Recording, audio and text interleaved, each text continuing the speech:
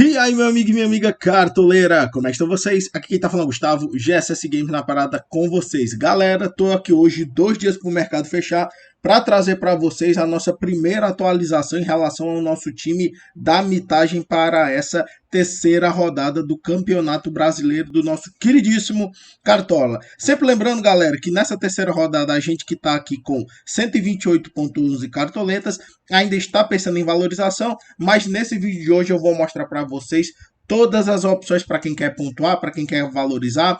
Lembrando que o Cartola já disponibilizou o mínimo para valorizar de alguns jogadores, então obviamente jogadores como Fagner, Hulk, Roger Guedes, que estão precisando de pontuações elevadíssimas, não são tão interessantes para quem quer valorizar, porém a gente também não pode pensar que os jogadores que têm boa tendência a valorizar são bons automaticamente. A gente sempre tem que mesclar com jogadores que a gente acha que vai fazer uma grande pontuação, ok? Então vamos direto para a nossa escalação e solta a vinheta. Todo ano é assim.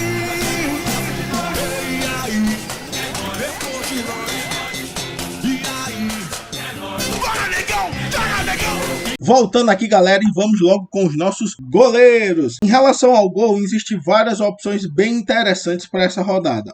O Everson do Atlético Mineiro é uma bela opção. Ele está precisando de 5,54 para valorizar. Tudo leva a crer que vai valorizar. O Atlético Mineiro é o maior favorito dessa rodada, jogando contra o Curitiba. O próprio João Paulo dos Santos é um favorito para conseguir o SG. Cássio e Everton eu acho opções muito arriscadas. Eles precisam praticamente de um SG para valorizar. E é um clássico, sempre é um jogo muito complicado de se prever. Fábio do Fluminense, uma bela opção. O Fluminense para mim é um dos grandes favoritos também para essa rodada. E a gente tem umas opções mais baratinhas para você que não está querendo gastar tanto no goleiro. Exemplo, Tadeu, uma boa opção para quem quer valorizar. Obviamente o jogo é fora de casa. O próprio Luan Poli do Atlético Goianiense precisa de muito pouco. E o Douglas Fred Reich também é uma opção interessantíssima e está precisando de muito pouquinho para valorizar. Inclusive no meu time, sempre lembrando que a gente faz aqueles esquemas no goleiro. Para quem não sabe, a gente coloca um jogador que está lesionado para ser o titular e coloca o nosso titular no banco. A gente vai colocar o Fernando Miguel sendo o nosso goleiro titular e o Douglas será o nosso goleiro reserva. E por que isso, Gustavo?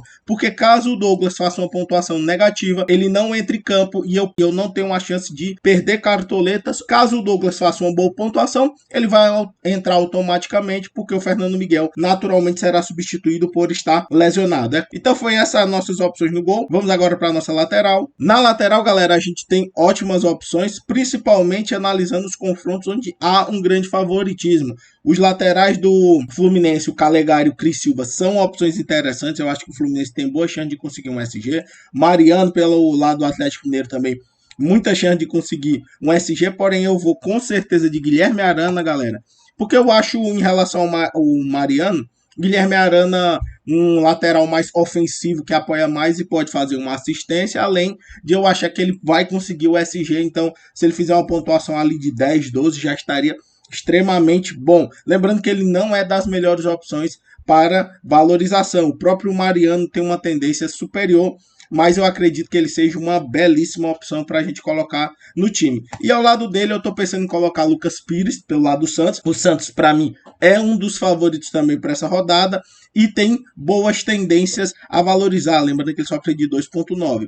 Outras opções ali interessantes, o Madison, também do Santos, o Bruno Cortez. Se você tiver confiante, Marcos Rocha é um belo pontuador. Óbvio que é um clássico, então às vezes clássico pode ter confusão, pode ser que seja expulso. Eu evito colocar jogadores em clássicos, principalmente jogadores defensivos, porque na hora que tem alguma confusão, prejudica bastante o time, tá ok? E no nosso banco de reserva, até pela quantidade de cartoletas que a gente ficou, depois de ter colocado o Lucas Pires, a gente vai acabar optando na lateral pelo Madison, pelo lado do Santos. Outra opção interessante, se você quiser, como eu disse, é o próprio Marcos Rocha, um Kevin, que está precisando de muito pouco. O Avaí tem uma chance razoável de conseguir um SG contra o Goiás.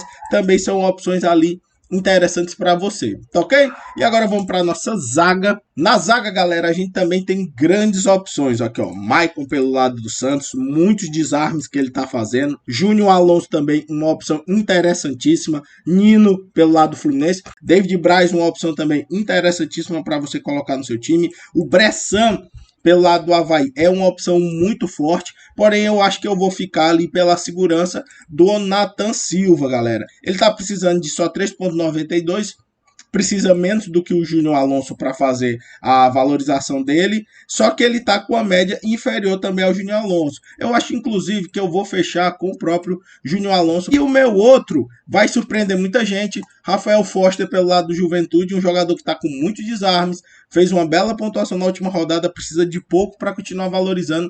E eu acho uma opção interessantíssima para essa. Sem contar Eduardo Balmer, o próprio Bercer que eu já havia mencionado, o Manuel, o Wanderson, bem baratinho ali pelo Atlético Goianiense, precisa de muito pouco para valorizar. São opções aceitáveis. Inclusive, no meu banco de reservas, até pelo preço baixo, eu vou colocar o Wanderson, porque caso algum dos meus zagueiros não jogue, se o Wanderson jogar, fizer uma pontuação positiva, provavelmente será superior a 1 e ele já começa a valorizar no meu time, tá ok? Então esse ficou sendo o meu setor defensivo. Vamos agora para o nosso meio de campo. Meio de campo, galera, a gente também tem várias opções interessantes, como próprio Arrascaeta, interessante, mas para quem quer valorizar não é das melhores. A gente tem o Zaratio, que é uma opção que faz gols, ou seja, é um meio campista mais ofensivo, que também é extremamente interessante.